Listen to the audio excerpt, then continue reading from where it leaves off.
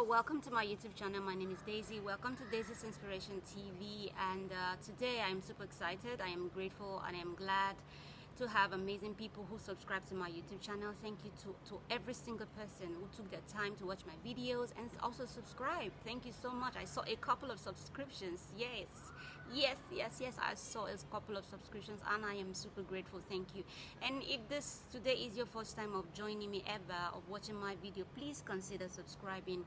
Watch me to stay, watch me, do not watch me and just leave and go away. Please watch me to stay, watch me to gain knowledge, watch me to be inspired, and watch me to gain, to learn about things you probably would never know. So, okay, that being said, going into the topic for today, before I go in, I would like to introduce myself a little bit so that you will be able to, I would like to be able to relate my introduction about myself to the topic for today. So, before I move on, I would say, I am a qualified, certified, early childhood educator. You can call me a child caregiver as well. I have worked in UAE, in 2 different schools in the last 5 years, for the past 5 years as a teaching assistant. And I have taught children between the ages of 2 to 6 years of age. They are called the foundation stage. They call them the early years foundation stage, all right? Those are the kiddies, the very little tiny ones, yes.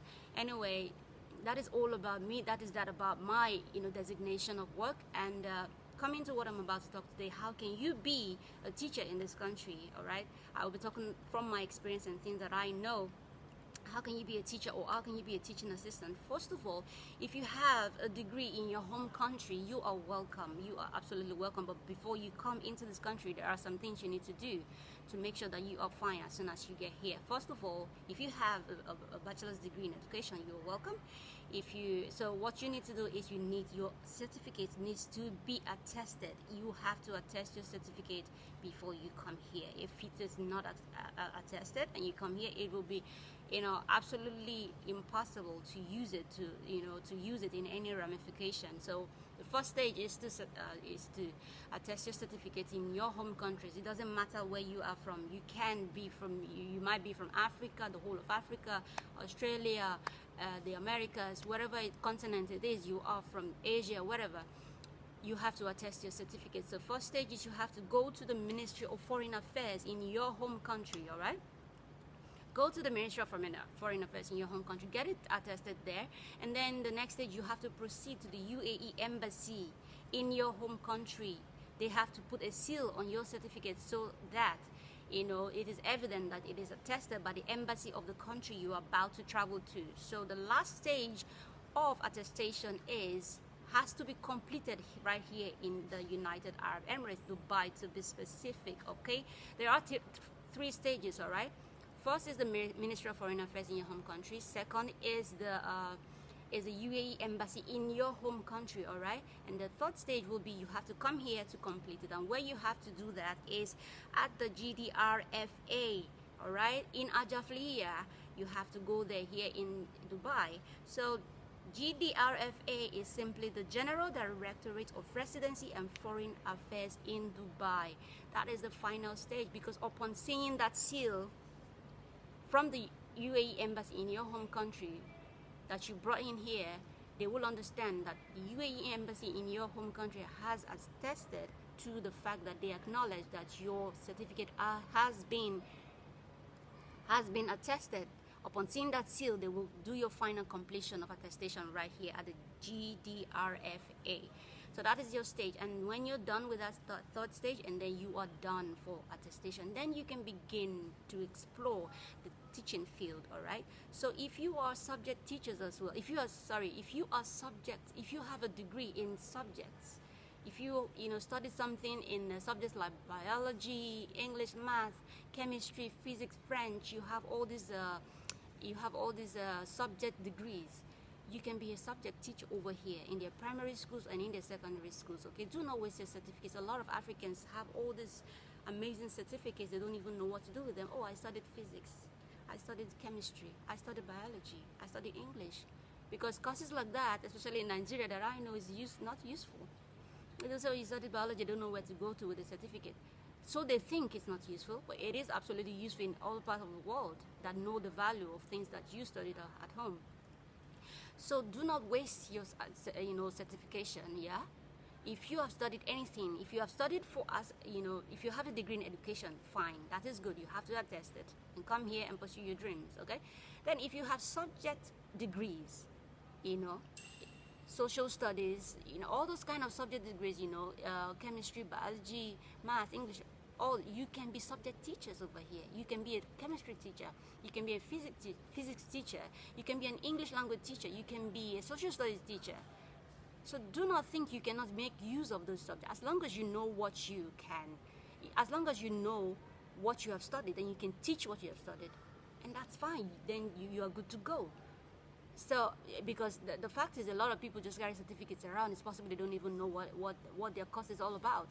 Especially people who bribe teachers or who bribe lecturers to get marks that they never really studied. But if you know what you're doing and you actually know your subject and you know what you've done, or you know what you have done, then read, then you are good to go. Just attest it and come over here and try your luck. As soon as you get all those attestation done, you can apply in any area, in any state or emirate in the United Arab Emirates. It can be Sharjah, Ajman, it can be QUWAIN, it can be anywhere. Yeah, as long as you have gotten it attested. For Nigerians, you can go to Abuja. Abuja is where you will have to do this. You go to the Ministry of Foreign Affairs in Abuja and the UAE Embassy in Abuja. Both are in Abuja. All right, you can proceed there to have that done. That being said, I would like to explain further, the teaching assistant aspect and the lead teacher. There are always two teachers in the class. For the foundation stage level, you must always have two teachers in the class, okay? Because they are so small, one teacher cannot handle them. You have to be careful how you deal with them. So two teachers are usually in the class. There is the lead teacher and there is a teaching assistant. They do similar roles. There's just a little bit of difference in what they do. There is just a little bit of difference in what they do. The only difference is that the lead teacher has a little bit of more responsibility than the teaching assistant. In the situation where the lead teacher is not even around at all to take over, you have to take over the class completely and handle the class. So you all do the same thing. For example, I'll give you an example. On the foundation stage level, we have 3 stages of learners. All right. 3 stages of learning. Why I said that the responsibility of a lead teacher and the teaching assistant are so similar that they do so many things together. All right, so I'll give you an example why I said so. For example, we have 3 stages of learners at the foundation stage level. You have the higher achievers, you have the middle achievers, and you have the lower achievers. All right, definitely teachers will not tell parents this, okay, because it's going to bring them down in case your child is at the lower part. So it's not our responsibility to tell them. I'm only using this as an explanation to let you know why, to let you know the importance of both teachers, all right, in a class. All right, so the higher achievers, like I said, are the set of students that can independently help themselves. All right, if you give them tasks or you give them responsibilities, class activities and responsibility to accomplish, they can confidently and independently achieve this task without the need of a lead teacher or a teaching assistant. All right, so we actually leave them on their tables to achieve their tasks all by themselves. Now, coming to the middle and the lower achievers, it is the responsibility of the lead teacher and the teaching assistant to sit with each group. One of us takes one group each, okay? One of us takes one group each, and we have to sit with them, guide them, all right? The lower achievers usually will need a lot of support, a lot of sitting down with them, all right? So in case you have to sit with them, teach them, lecture them, direct them, it's not like you have to do their work for them. They have to do their own work. But in situations whereby they are confused about anything, you have to be there to guide them. You have to be there to support them. The middle stage, so the middle achievers also need the support of one of the teachers. So at the end of the day, either of us can take any group. The lead teacher can take the lower, the teaching assistant can take the middle. Interwovenly, we can take any group. It's not like, oh, you're the lead teacher, you have to take the most difficult group. No, it's interwoven. We do it without even thinking about it. Anywhere you sit, you sit. Anywhere, anyone that comes to you, you take it, and you have to be there for the children. So, so coming from Africa, you have to also understand that the way children are being taught in Africa is quite different from the way children are being taught over here. They do not beat children over here. So if you have the mentality of striking children in Africa, I for one, I have never loved beating. Even right from when I was a child, I always knew that beating was not my thing, and I always said it at home. I would never beat my children. I would never beat my children because I didn't like the way I see my siblings being beaten, or even myself being beaten. So most of the time I don't even bother to cry because I don't want to give you the joy or the satisfaction of weeping and hurting me, and then you are happy that, oh, the child is crying, oh, daddy, please, mom. I just, when I was growing up, I wonder, don't parents see the pain in the eyes of their children when they strike them? Some would even beat their children to the point you see their skin peel. And I've seen these things, and from childhood I said to myself, this is a no-no for me. I will never hurt my children. I will never beat them. There are many things you can do to correct a child. The use of words is more powerful than the rod, all right? People don't know this. There is power in the tongue. There is a way you speak to a child that makes them understand you better than using a rod on them. You will even see some children, even they get more tough and terribly more stubborn than when you strike them than when you talk to them. So to me, striking stuff, nothing. So you have to have them, you have to learn how to deal with children on this level. When you're coming to UAE, you have to drop that mentality of beating children in the class without telling. You don't do homework, they beat you. For what? You don't answer a question properly, they beat you with cane. What is that? Even in schools, that is abuse. All right? It's not about me coming here to learn that. I have always known that even while I was at home. I always said it, right from my sisters know. I always tell them. I was even little then. I had never traveled in my life before. I had not even gotten into the university. I always said it. I would never beat my children. I didn't like the way I saw people cry. You know, when you whip them, they cry, mommy, please, daddy, please. You see pain and sorrow in their eyes, and you see their skin red. What is this? So because of that, because I have extreme compassion for children, I love children. I love children. I love humanity in general. I love people. I respect people. I like to care for people. This is my calling. It is my calling. So I have sympathy for people easily, just like this. So I don't like people being hurt or being in problem. I just like to help people. So when you beat people, okay, can you give someone else a cane and let them beat you and you see how it is? Let them strike you 100 times and feel it and see, and maybe you will understand how children feel. There are many better things to do to correct a child, to make a child listen to you than striking a child. So here they don't do that. So let me see what I have here so I don't forget. That lists to the point that you have to be patient when coming here. Patience, patience, patience, because the way children are being trained at home is quite different from the way children are being trained over here.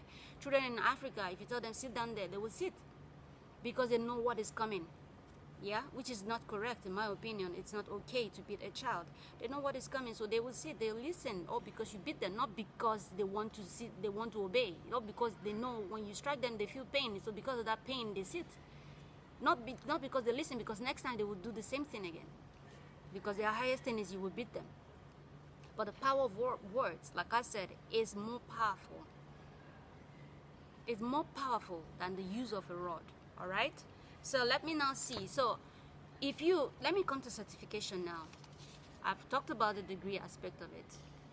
So if you do not have a degree, all right, and you want to work on this foundation stage that I've talked to you about, the nursery, the KG, the kindergarten, like people call it, you don't have a degree, you can actually have a cash level 2 or cash level 3. I have a cash level 2, and I studied for my cash level 2 right here in this country, okay?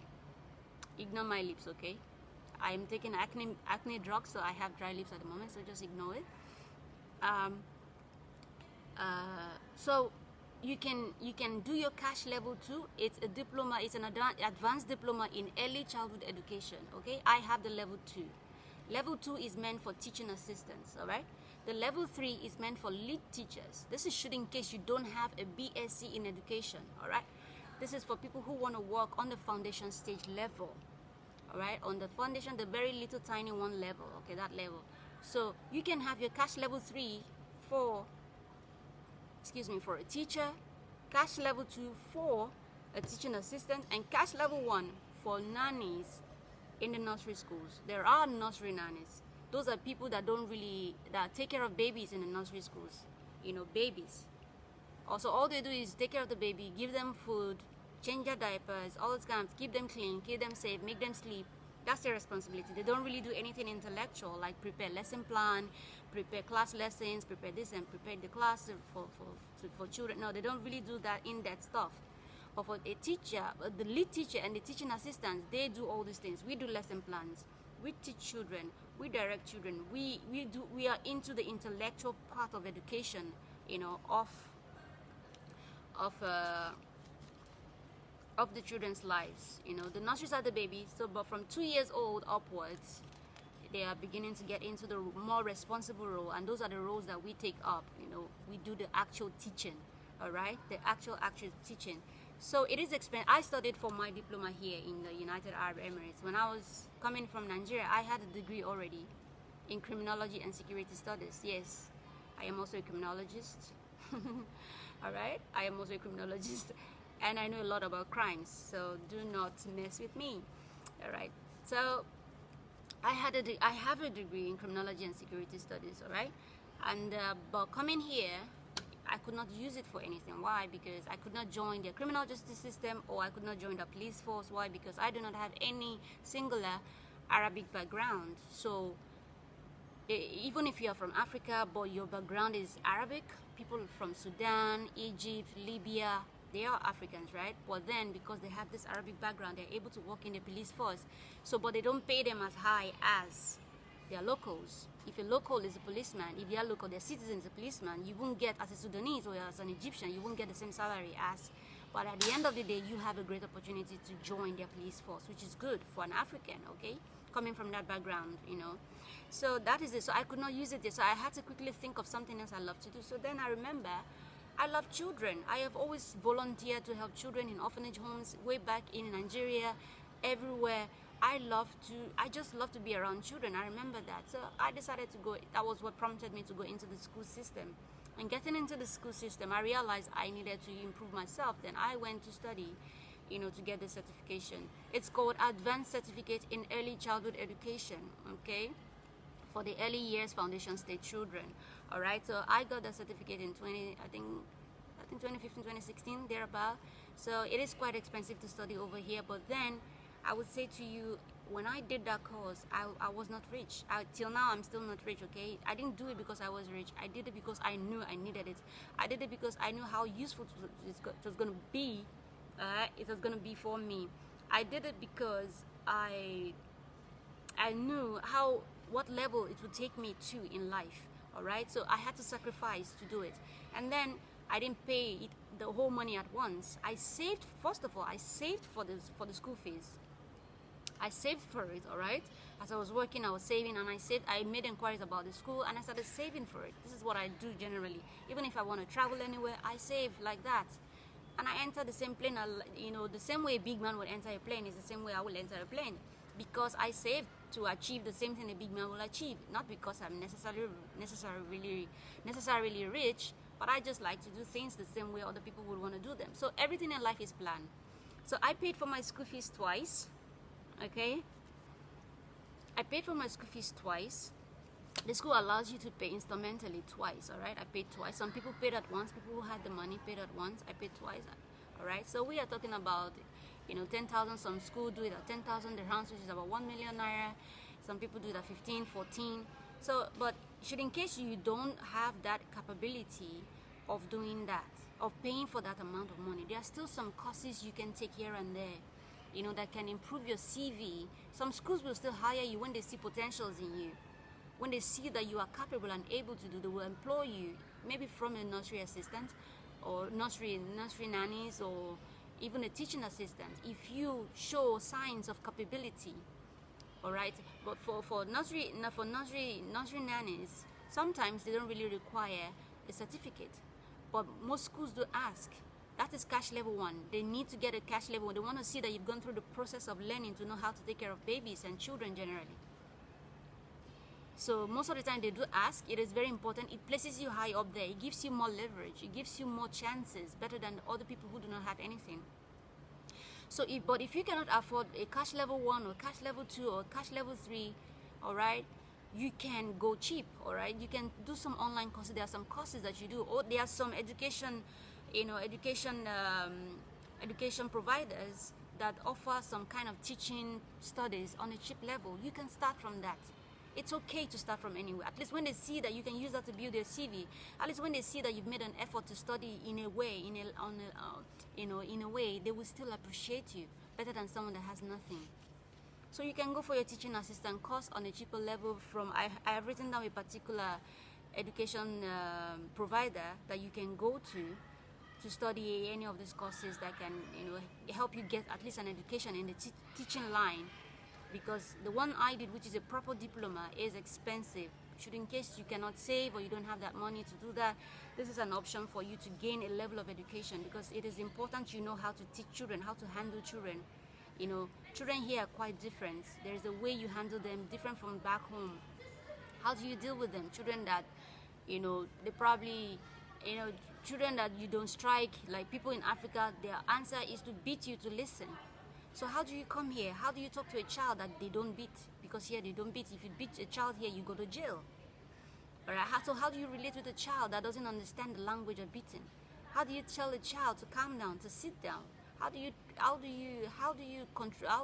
to a child, or how do you minimize the level of agitation or stubbornness of a child that doesn't want to achieve a task, or doesn't want to do something, or that is throwing tantrums? How do you deal with children like that? And you cannot strike them. So all these things, education helps you know what to do. And a level of patience will also help.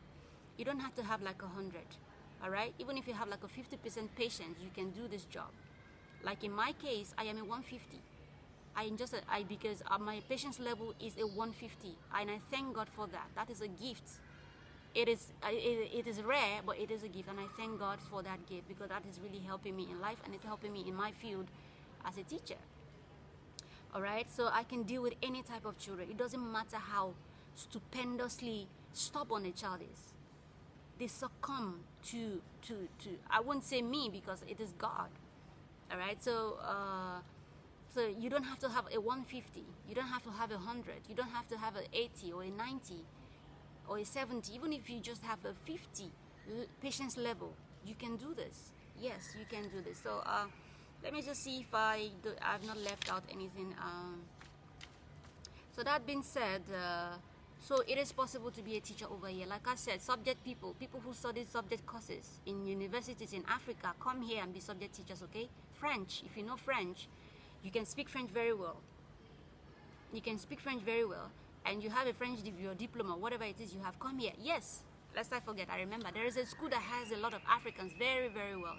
The name of that school is the Oxford School in Dubai, in Muhaizna, okay?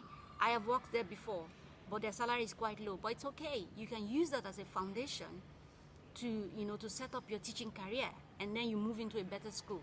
Yes, don't slack. The Oxford School, they call it the Oxford. I've worked there before. I left there after 2 years. I went to another school that pays better. They hire anyhow. So let me tell you something. In this country, it is not even easy to smell a school as a black person. So if you're a black person and you're working in a school, it is so respect. People respect you. Even other black people look at you like, how did you do it? How did you get in there? Because they know how difficult it is. Even for a black person to get normal jobs is a struggle. Normal jobs that are not even in the teaching field, not to talk of a whole teaching, a whole teaching in UAE. It's a funny country. It's not like other countries that are open. In America, they don't care if you're black. They'll hire you. They don't care if you're African and black. They don't care. But here, the setting is just somehow. So if you get into a school in this country as a black person, it's a privilege. It places you high up there. It doesn't matter how much you're earning. The fact that you've entered into a school system and you work there as a black person, people respect you. Even the blacks respect you. Even the blacks in UAE and anywhere respect you. So the Oxford School employs a lot of black people. A lot of schools also in Sharjah employs a lot of black people. Sharjah, Ajman, they employ a lot of black people. So I think I'm gonna stop here. Yes, before I go, the name of the education provider that can help you get your certificate on a cheaper level, just to have a knowledge, and they teach you, you somehow get a knowledge about the teaching system. The name of that school is Connect Global Education. The I is I, the number I, okay? Hyphen, all right? Connect, CONNECT, okay? Connect, all right? Global Education. All right, Google them and send them an email that you are interested in studying for a course as a teaching assistant or as a teacher, whatever it is you want to do. Contact them. I'll say it again: Connect Global Education. All right, that the place you can get is a reasonable certification that can help you build your CV and that can at least place you, I hope, there or better than a person who doesn't have any type of certificate at all. So that being said, I think I have said enough. I don't know if I'm forgetting anything at the moment. And again, I'd like to say salary varies. Even if your first school accepts you and wants to pay you low, just take it. The experience to be a teacher in a foreign land is a big deal. Take it first. Build your career. Build yourself as a teacher in a foreign land, in a country, on an international level. And then by the time you gain bold experiences, other schools will rush you. You will get better pay in other schools. All right, so I'll quickly tell you how you can apply as a teacher, all right?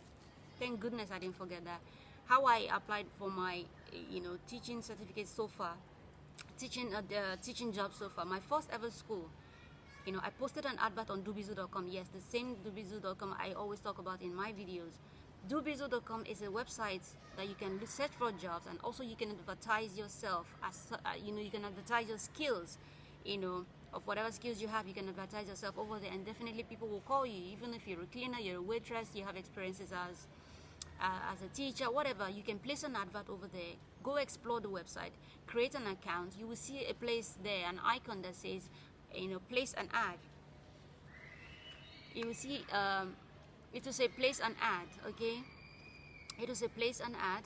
You can place your ad, follow the instructions, fill in the form, and put your skills and everything, type what you are all about.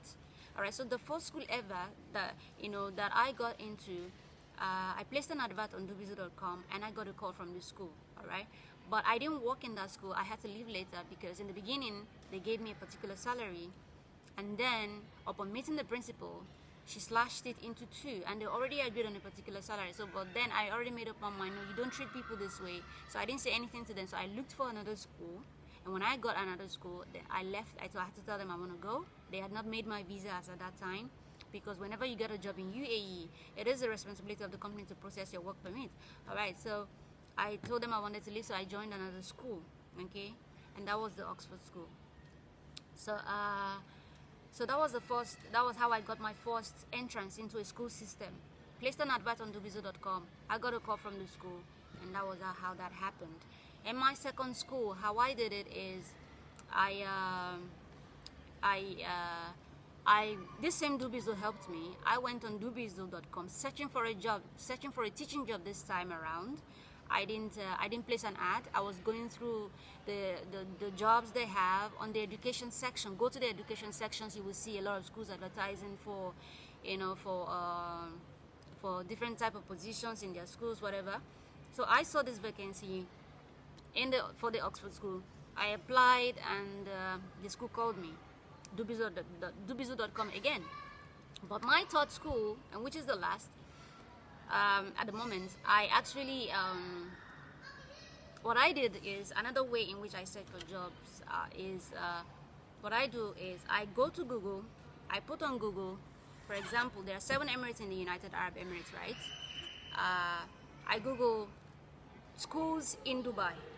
It brings me a list of schools. It doesn't matter how many the list are. I click on each school, go into their website, copy their HR email address. I look into their websites though to see if they have my position or my designation, vacancy on their website.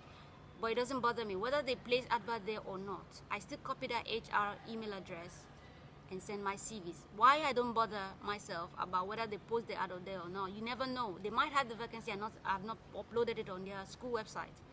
All right.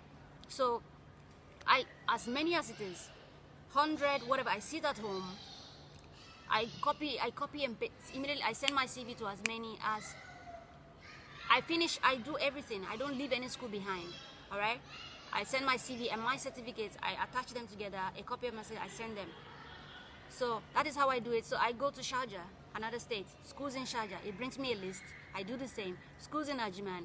It brings out a lot of list of schools. I do the same. You make sure you go into their website. Go to the employment section on their website. You see join us or employment. Go click on it. Copy the email.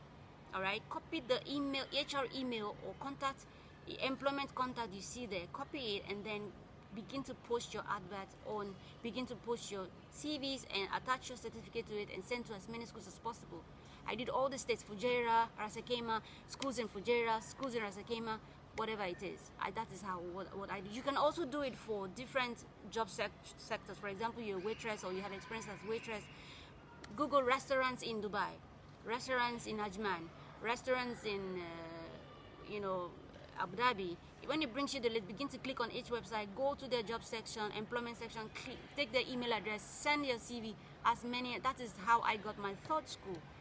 And as many as I sent, a lot of schools contacted me, but this one stood out, So they called me, but I think they were the first, so I considered them because they were the first and their salary was more reasonable. So I got a call. So that's basically how I search for my job. I use Dubizo and I also do this type of search I just talked about. So that being said, thank you so very much for joining me. I hope you enjoyed this episode. It's an amazing video. I hope you learn from this video. I hope you get inspired by this. We are waiting to see you if you need help for your visas. I will put numbers of visa agents, trusted visa agents that can assist you, that can help you, that can get you your visas in just 2 to 3 days. So do not hesitate to check down my video and explore whichever agent you choose. All right, I wish you the best, and I hope I hope that you're able to find your way down here to chase your dreams. Thank you so very much for joining me. I really do appreciate your stay. Thank you so much. I love you all. Be peaceful, spread love, say no to hate. Thank you so very much. Do not forget to subscribe. I love you all. Bye.